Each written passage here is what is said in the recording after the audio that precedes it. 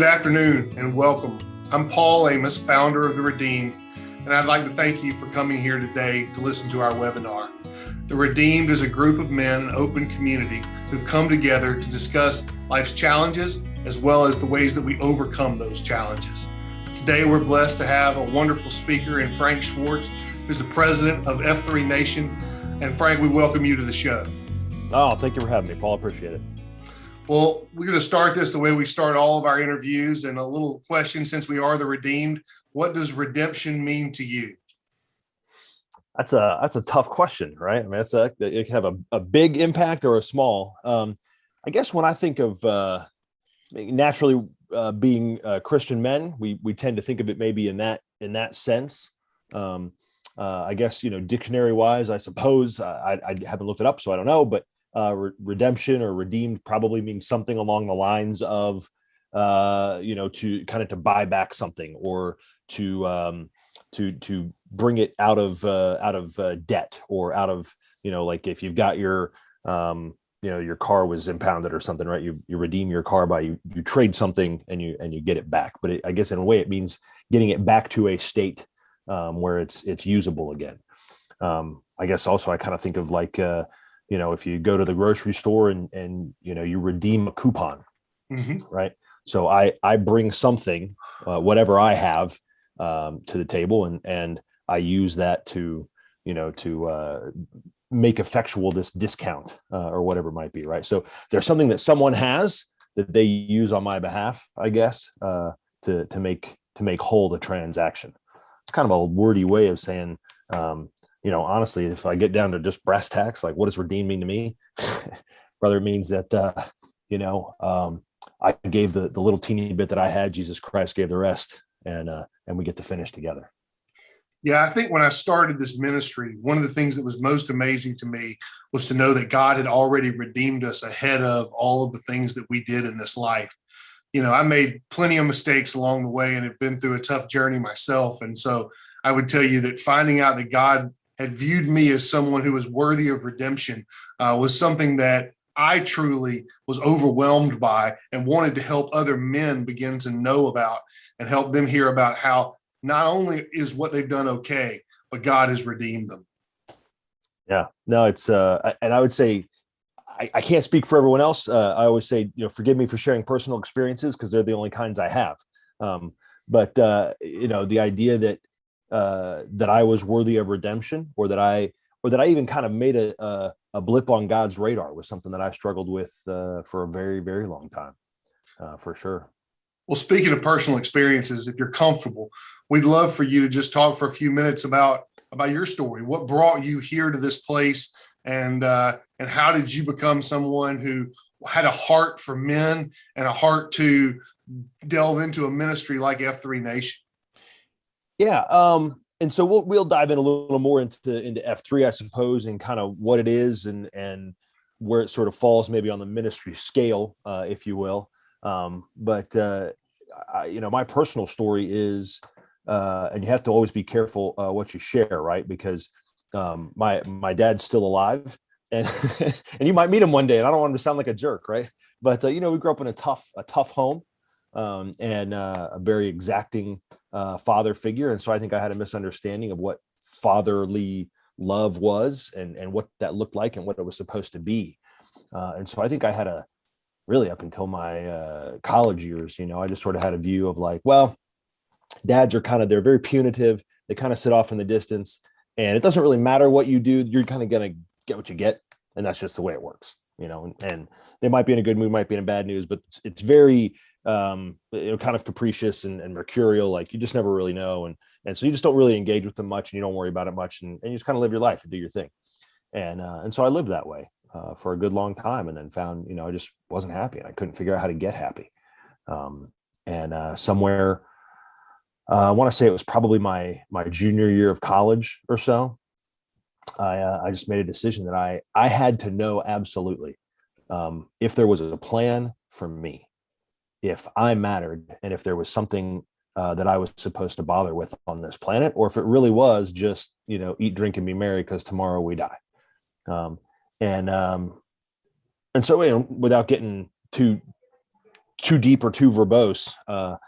I remember having a very,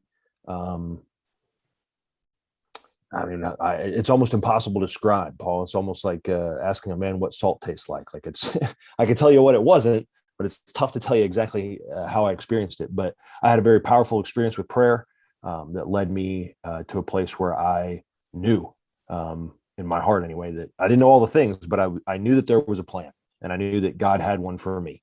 And that was enough to get me started. And then it took, another 20 years up to now, and we're still working on it. Right. But then many years later, and just really a few years ago, there was it was still something I struggled with, because, you're programmed how you're programmed. Right. And so I got to a point where I was like, I get that there's a God. I get that he's all the things that we believe about him, but I don't know that I ever believed him. I believed in him, but I didn't believe him for myself. And there was a scripture in Matthew that just, I don't know why, it's not even really particularly necessarily about that, but it just jerked me out of that place of I'm not worthy, or God is there and he's benevolent and he's kind and loving. And he tried really hard with you, Frank, but gosh, you just weren't quite getting it. And so you're just destined to struggle. And that's just the way it is. And it's not that he doesn't love you. It's just that he doesn't really care one way or the other. So do whatever you're going to do. It doesn't really matter. And the scripture is in Matthew 6. And you may remember the story. It kind of, it's God's talking, or Christ is talking about, consider the lilies of the field, they don't clothe themselves, but God, minds them, the sparrows, right? He knows everything, right? And so if he cares about the grass of the field, which today is, and I'm a King James guy, so forgive me for the the archaic language, right? But if he cares about the grass of the field that today is, and then tomorrow is cast into the oven, how much more does he care about you? And I think I finally just decided, you know what? What if I pretend that was real? What if I just actually believed that and took that as real, instead of just giving it the intellectual, exercise that I normally give it? And things began to change even again, in my adult years. And we just continue on that journey. But you're right, that recognition that happiness cannot be found through the things that we find in this world. It's just isn't there. There's no possibility in it. And so we can find joy, though, if we understand the eternal things. And that's what I think other men are working on every day. So, I think for some of our listeners, they understand your story and hear it, and it speaks directly to them. I think for others who are new to this, it speaks to the heart of what they're trying to find. I think that for so many men out there, understanding that you do have a place, that you are worthy of God's love and his redemption, and worthy of him being the true father to you that your earthly father was meant to be, despite the fact that you grew up in a tough home, despite the fact that you had things. God was always there to love you and to be with you. And so thank you for sharing a little bit about your testimony and what it means and how you ultimately came to make the decision that Christ was there for you. Oh, you're welcome, man. Thank you for asking. Well, tell me a little bit about F3. Tell me a little bit about your ministry, what brought you there, and what you're trying to accomplish through it. Sure. So the high level is to call F3 a ministry is maybe a little generous. The three F's are fitness, fellowship, and faith. But we define faith within F3 as simply a belief in something bigger than yourself. And we try to leave that pretty broad and a little, undefined, because there's a lot of men who run around undefined. And as soon as you say something like, this is a Christian group, well, you automatically, you cut out a lot of guys, and this can do a lot of good for men, no matter what they believe. And really, we don't care what you believe. If you come to us as a Buddhist or a Muslim or a whatever, great. If you're willing to work out and be friendly and not be a jerk, you're welcome to join us. So, but what F3 is it's a men's fitness group, essentially, that is, and that's the clever disguise for the fact that it's really a men's leadership group. So it started 10 years ago here in Charlotte, North Carolina, by a guy named Dave Redding and another guy named Tim Whitmire. Dave was a former Special Forces Green Beret, And those guys just started working out together, the two of them, in a group. They were outside and doing it and all this kind of stuff. And then they were like, we could spread this and make it a little bigger.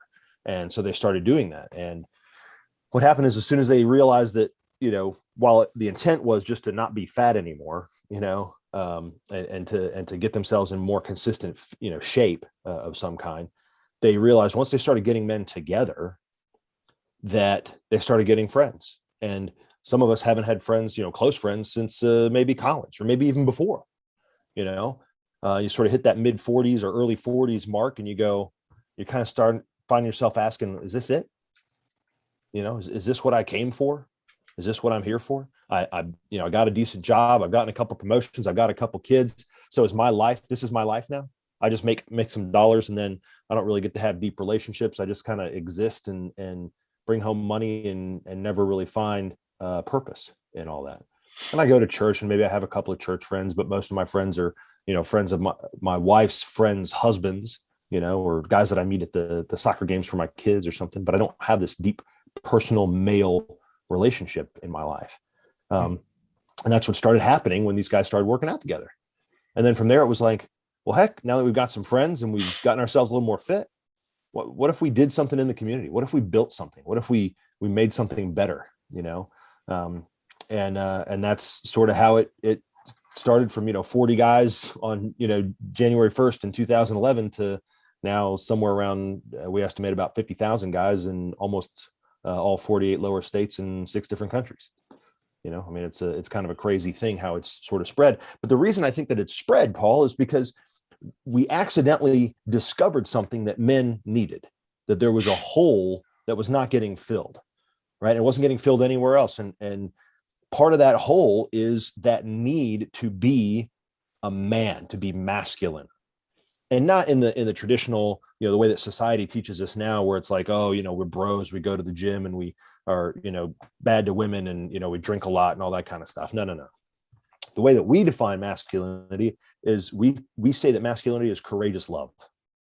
It's truly living as a servant.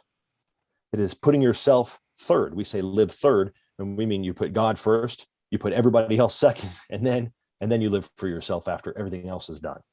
And so truly living as a servant is what we define as real masculinity. And we found that men really desire that. We want that. And the reason we desire it and want it is because that's what we were created for. But our society has sought in ways, I don't think it was ill-intentioned necessarily by the people that are purveying it, at least not initially, right? But they want us to be less than that. They want everybody to be soft and to be nice and to be kind and never to disrupt anything, never to cause problems. They want us to essentially just want us to just get in line and, suck our thumbs and live the things that they've told us we're supposed to live. We're supposed to buy bigger houses, and then eventually we're supposed to get bigger cars, and then we're supposed to get boats, and then we're supposed to get houses, vacation houses somewhere. And we're just supposed to chase. When really, all that stuff ends up empty because it goes away. Right. And they teach us to stay away from the things that are eternal, which are the relationships, particularly the relationship that we have with our Savior and with our God. And so that's essentially what we say is we don't care what it is you believe about who that God might be. We're not going to parse over that right now. We can talk about that later once we know each other a little better. Right. So we're not going to get real deep on that. But what we are going to do is we're going to say, bring everything you have, and let's see if we can't, through a little bit of fitness and a little bit of fellowship, if we can't make that faith that you have stronger. Let's see if we can't take all the good that you have and then add to that in some way to make you more than you were on your own. That's fascinating. I mean, first of all, being 50,000 people in 6 countries, that is a truly amazing growth from the beginnings of where you all started. I love the idea of courageous love. I think that is a truly great mantra. The I'm Third mantra is one that I've heard from around different charities and different groups that I've worked with, including Kanakuk camps. And I love that placement of the self third. But so maybe for a minute, you could talk us through, you mentioned the workouts, but I know there's a component at the end that's special that talks a little bit about how you draw men together. Maybe you could talk us through a little bit about if men have the courage to come to your workouts, which they can look up on your F3 website. And I know we have 3 right here in Columbus, Georgia, so they're available to anybody everywhere. That's right. And we expect to see you at one very soon, Paul. We expect Okay. you to see I'm willing to take that challenge. That's good. But let's ask, what is it that the workouts look like, and what brings that kind of band of brothers tribe component that you're talking about with the fellowship together? Sure. So first, let me just say, kind of kicking back just one second, you've heard many of these things before, and you'll hear everything else that I say. You've probably heard somewhere before, because we make no apologies for the fact that we steal everything in F3, right? Or as we like to say, well, what's the word I'm looking for? I don't even remember what that, like when when you're pretending like you're a different culture or something, like, you're, I can't remember the word. You can cut all that. Anyway, point is we have no problem co-opting anything good. We'll steal it. We'll steal it with both hands, and we'll shine it back right at you. So don't even worry about the fact that we stole any of that, right? Or that you've heard it before. So the long story short on the workout is this, and again, I think I mentioned the mission that we have really is to invigorate male community leaders, because we found that most of the problems in the world that we have are not necessarily problems of poverty or problems of hunger. They are problems of leadership. Because if someone cared enough to lead enough men, enough women in the right direction, these problems that we think we have would solve themselves. And so that's the way we look at it. And so we think we're going to step one back and say, the problem isn't poverty. The problem is we don't have people leading us and leading men and women to get out of poverty, to get themselves out of poverty, right? So we can throw money at problems all day long, but until we start leading people out, then we're not going to get any good done. So that's part of it. That's why I think, our mission then to plant, grow, and serve small men's workout groups in order to invigorate male community leadership is part of what really resonates with men. And so we also, the other thing that makes us special, I think, is that we don't have rules. We think rules are for men with no creativity. We have 5 core principles that we expect everyone to adhere to. And then from there, it's up to you, man. You got to figure out what your walk looks like within all that. And the 5 core principles are these. First, that it is free. You will never, ever, ever, ever, ever, ever, ever be charged to attend an F3 workout as a man. It's not going to happen. You'll show up. It's 100% free, and it'll always be 100% free. Now, guys joke about the fact that we, sell you expensive t-shirts later, right? So there's plenty of gear to buy. We're happy to do that. It funds the mission, right? But you will never be expected or told or charged any kind of fee to attend an F3 workout. So number 1 is it's always free. Number 2 is that it will always, always, always, always be open to all men. Now, for us and for this world that we live in right now, that's a tough one for some guys. That's a hard statement to make, but we 100% stand by it. We will always accept all men, no matter what. We don't care what you look like. We don't care anything else about you. We will accept you as one of ours if you're willing to come and to subject yourself to the horrible, stupid things that we're going to ask you to do in terms of the workout. Number 3 is that it is always outside. An F3 workout cannot be performed indoors. If you perform it indoors, it wasn't an F3 workout. We don't know what you want to call it, but it wasn't that. So no matter it's rain, shine, heat, or cold, we don't care. We always do those outside. The 4th thing is that it's always peer-led. There are no professionals here. There is no paid position. My position as president of F3 for the entirety of the whole organization as a volunteer position. I receive no salary for any of that. That's just not one of the principles that we live by. And so in that sense, it really is kind of a ministry, right? Because it's a calling and a thing that we feel, compelled and led to do. But nobody from the guys, here in sort of the central office, if you will, all the way down to the guys who lead the workout, no one receives any compensation in terms of a salary or anything like that for what they do. And so it's always peer-led. It's always led by men who participate in the workouts, and we rotate through. But the thing you were referencing is actually our 5th core principle, which is that we always end in a circle of trust. And this is where it gets a little weird. This wasn't something that we, that was right out of the gate. It was like, what we ought to do is we ought to have a circle of trust at the end. It was just sort of something that, like, the end of the workout would come and guys would just sort of like kind of drift off. And it was like, we need something to end this. We need some way to kind of bring this to closure. So it's obvious. Okay, the workout is done. We're moving on now. I think it was actually Tim Whitmire. His F3 name is OBT, and he can explain that to you over a beer sometime. Not my story to tell, but he came up with this idea that maybe we ought to do something where we kind of, just kind of have a share or a message or a moment at the end, right? And what it kind of evolved into is a place where you stand in a circle and you look across at your brother across a circle, and you share the things that are on your heart.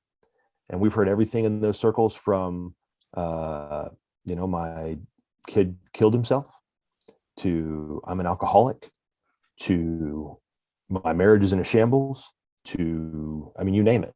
And we've heard it. And I can remember very specifically, in fact, this guy just recently passed away. He was hit by a car. It was very sudden and very crazy, but he's a recovering alcoholic. And I remember him standing in that circle one day and saying, guys, I'm feeling all messed up, and I'm having weird thoughts about brown liquor and fast women. He wasn't joking. And somebody went up to him after the workout and said, hey man, we're not going to let you fight this alone. We know that you have, meetings that you go to and things like that, but we're going to put some other things in place with you. And these guys rallied around him, and they asked him, I remember one of the guys says, hey, what time of day is the toughest for you? And he's like, well, right around that lunchtime, noontime hour is the worst. And so this guy's like, hey, look, at 11:59 every day on the mark, I'm going to text you and I'm going to ask you where you are, what you're doing, and how you're feeling, to keep you awesome. Right. But that's the kind of thing that happens, Paul. It doesn't matter what it is. A guy just a couple of weeks ago, guy says, hey, look, I don't know how to say this, but I'm going through a divorce. And then 3 other guys, right, a couple who have been through and one that's going through, says, hey man, if there's a way to save it, let us try and help. If not, let us help you walk you through. Right. And we become into community with one another. And part of the reason that bond happens and that trust happens so easily and so quickly, even with men they've never met until that workout, is because we've tapped into something, again, accidentally, something primal that happens during that workout, that shared suffering, that difficulty, that common experience of a hard thing that we went through. Because I'll just go ahead and tell you, the workouts in the morning they're no joke. They're no joke. You will vomit. Like that is, that is a thing, right? Not always, but it is hard. You will be sore for days, especially if you're not used to it, right? It is very difficult to go through an F3 workout. It just is. They're designed that way because they're supposed to get you fit. Because an unfit man is not fit to lead.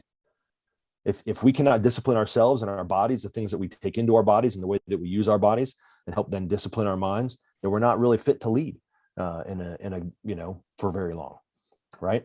And so we really believe that, and we've seen that play out in men's lives. And so when they get there and they start getting a little fit, it trickles onto these other places, and we say every other aspect of your life needs to be fit as well. But sharing that difficult thing, sharing that hard, grueling workout makes it so you go, I trust this guy. I know what he's made of. I know I can believe in him because I watched what he did and the integrity that he showed during that workout. He went all the way. He did all the things. He didn't cheat. He didn't halfway it. I know I can trust that guy. It's weird how it works, but it does. Wow. Well, first of all, I think it's amazing that you have a circle of trust and that you have built so many great relationships that people feel passionately about helping each other. That's a powerful thing to have, in addition to your whole stance on leadership. I like the whole thought of, if you can't take care of yourself, you can't be a leader. There's some real truth that rings true to me in what I'm hearing from you. I understand the leadership component has developed so much that you all have taken it and kind of put it out on its own. And so maybe you can talk for just a minute about how you're taking the leadership principles of F3 and translating them into a broader context. Sure. So funny that you should say that. We have a couple different ways that we're doing that. And this is something that we as a national leadership team are very focused on and very concerned with, and are working on developing all the time. Because, the workouts are great, but they're only going to get you so far. And what we find now is guys are in, they get fit and they're looking around and they start, making impact in their community and things like that. And then they're kind of like, okay, what's next? And so our job is to kind of always be figuring out, what's next? Like, how do we get to that next thing first?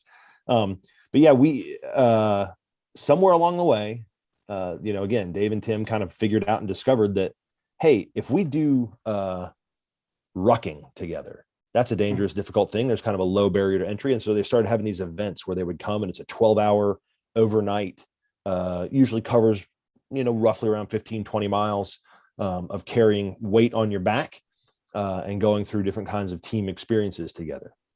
Right. So that was good. But then I guess it was, maybe 3-4 years ago now. Probably at least 3. Dave went ahead and said, you know what I'm going to do? I'm going to codify all this, and I'm going to write it all down, and I'm going to put it. In fact, I might have a copy sitting here. Yep. I'm going to put it kind of in a manual. And we call that the Q source. I don't know if you can see that. Yes, I can. Yeah. And so he wrote a book called Q source. And I won't bother you with all the why it's called that. But we call that's the F3 manual of virtuous leadership. And so we put it out there. You can get it on Amazon. It's not too expensive, I don't think. And you can read in there this is the F3 leadership philosophy. And so now we actually teach those in conjunction with those rucking events, and what ends up being a very powerful leadership weekend. And now we're looking at how do we expand this, and how do we teach, the classroom portion of this, in a way, and how do we teach, and how do we expand these leadership principles into other things that are worth trying for guys to get in there and kind of get their hands dirty and figure out, how do we lead, how do we do more? And even though we're 10 years old, we still feel like we're a 10-year-old startup, because we're just continuing to try and innovate and figure out new ways to reach men and new ways to hit them at the different cycles of their life. I think guys find us a lot of times right at what I would consider either sort of the early stages or somewhere in the middle of their midlife crisis, where they're kind of going, I got a decision to make. I can either, stay how I am, kind of overweight and sad in my marriage and sad in my job. And what I'll do, I'll go out and buy a sports car, and I'll get some tattoos, and I'll start cheating on my wife with a younger woman. And, and that's what these guys do. It's become a cliche, right? Yeah, sure. These guys, that's what a midlife crisis looks like. We're saying, yeah. Or you could take that crisis time, because God will never waste pain. You can take that crisis time, and you can figure out who you're really supposed to be, what you were really put here for. And by putting you through some of these tough things, you start to develop a little bit more sense of you, and you start to develop a little bit more belief in your abilities, and that you can go further and harder than you thought you could. And through some of those kinds of experiences, especially during some of these growth and grow ruck is what we call it, a grow ruck weekend, right? Mm-hmm. Where we study Q source, and then we go do this very difficult physical thing. We're starting to really develop some excitement around leadership, and men go, I think I know what I can be now. And they don't choose to try and substitute it with those worldly things. They try and find, things that will bring them enduring peace and joy. That's wonderful. So last question here for you. For those men who are already in great shape and who are not intimidated by you saying how hard the workout is, F3 seems like a natural thing to attend. Sure. But for those guys out there who are saying to themselves, how in the world can I go do this? What is your pitch to the average guy to get them off the couch, to get them off of things and say, you're capable of doing this? Well, usually I tell them a couple of things. One is, you probably can do more push-ups than you think. No, I'm just kidding. No, I think a couple things to kind of say to that. One is our credo. The credo of F3 is that we leave no man behind, but we leave no man where we found him. If you let that sink in for a second, you kind of go, okay, I get it, right? So it doesn't matter. It doesn't matter. We've had guys that come out that are, and really ultimately they've lost, some of these guys are saying, well, I've lost 100 pounds, just by being consistent and staying at it, right? With F3. Like that's a thing that happens, right? So number one is, don't you worry about that's like saying, oh, I gotta go to the doctor because I'm sick. Well, you know what I should do? I should get well first before I go to that doctor. Why would you get well before you go to the doctor, right? So why would you get in shape before you need to come out and get in shape? Everybody that's in shape now, trust me, all of us were out of shape at one point as well. So that's number one, right? Just understand, we ain't gonna leave you behind. Every man is out there. It's supposed to be hard. Everybody started in the same place. Everybody was miserable. Everybody wishes they hadn't done it. And then somehow they get home after that circle of trust and they're like, I feel like I got to go back. I got to do it again. Yeah, that's awesome. That was amazing. Right. So don't worry about it. Just start. It's like everything. Just start. Then the other thing I would say is this, and that is, I'd probably look that guy right in the face and I would say, brother, aren't you tired of living less than what you were created for? Aren't you sick of that? Because if you're sick of that, like I was sick of that, I got something I think will work for you. That's what I'd probably say to that dude. I think at the end of the story, that is what's so important, right? I mean, part of this is the workout, but part of this is becoming the whole man, the leader, the not just the fit man, but the true definition of a man, exhibiting that courageous love that you talked about, and doing it in a fashion that I think we've lost in a lot of places around this country. Well, Frank Schwartz, thank you so much for coming and sharing your powerful message. We're honored to have you here on the show. It's a great story, and I would encourage all of our listeners that F3 is an opportunity for you to go out. It's a resource for you, and I'd take the challenge with you to go out, and I will find my place here in Columbus, Georgia, and test out a workout with you. You better, brother, because I'm expecting to hear a report back. Okay, how wonderful it was. Hey, well, I will report back. I can't promise it'll be wonderful the first time, but I will absolutely do it. I appreciate that. And I'll throw out there too, Paul, just kind of as a last thing, f3nation.com is the website. And if you wanted to, you can ask me direct questions if you'd like to. Dark Helmet, that's my idiot F3 name, Dark Helmet at f3nation.com. I'll take an email from anybody. Well, wonderful. Well, thank you, Frank. To all of our audience, thank you so much for taking time out of your busy schedule to come to listen tonight on the third Thursday. We're thankful for you. We encourage you to continue to follow us on our website as well as on social media. And we look forward to bringing another powerful message to you next month. Have a wonderful evening. God bless and Godspeed.